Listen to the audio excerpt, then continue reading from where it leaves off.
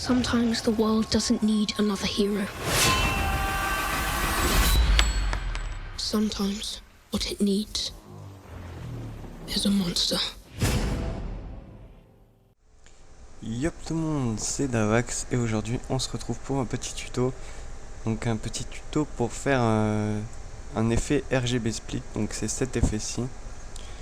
Voilà.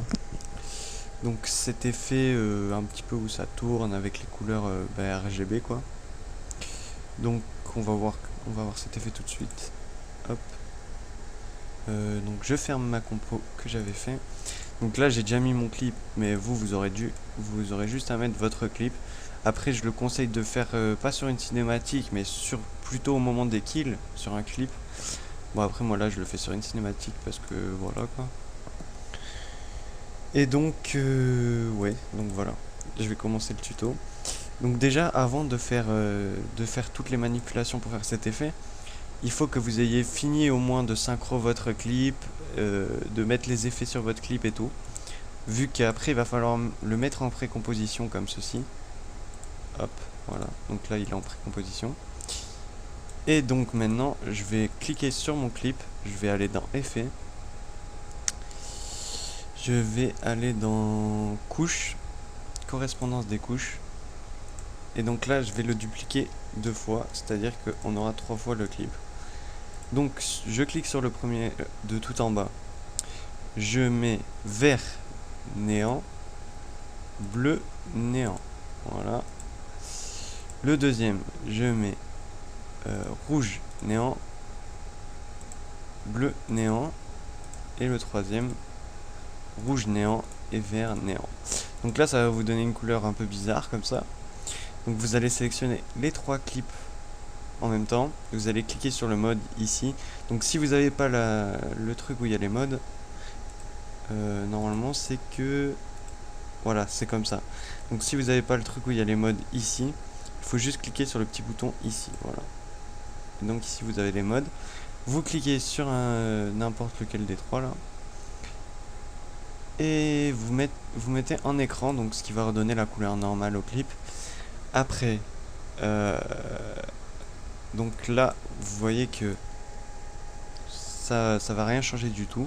Voilà, tout simplement. Et donc pour faire cet effet, déjà on va augmenter l'échelle des 3 clips. Hop, à 110 à peu près, voilà.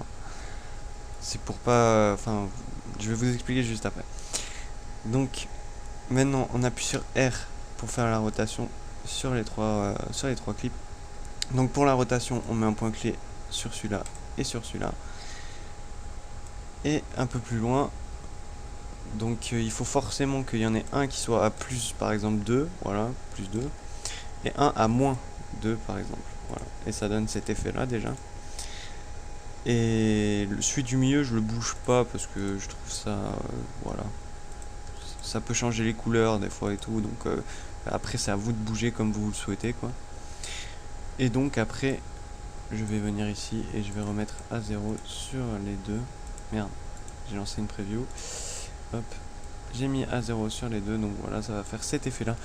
Mais l'effet n'est pas terminé puisqu'il faut encore, on peut encore rajouter un petit effet, bon, qui sur un calque d'effet, voilà, qui donnera un effet un peu plus réaliste au RGB split quoi.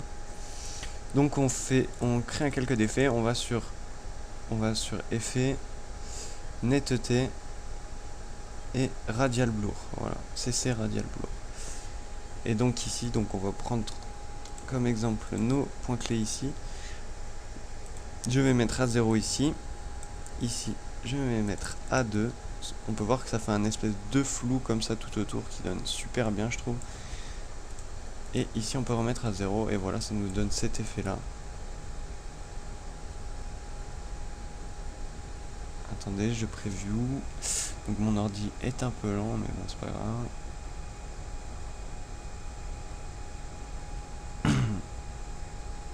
Donc voilà, vous voyez à peu près l'effet que ça va donner quoi. Voilà. Après on peut réduire là aussi l'intensité et tout selon ce que vous voulez faire quoi. Mais après je trouve que ça passe beaucoup mieux sur des kills que sur des cinématiques comme ça ou sur d'autres choses quoi. Donc voilà ce que ça donne. Et voilà, c'est fini pour ce tuto. On se retrouvera pour un prochain tuto. Allez, ciao tout le monde.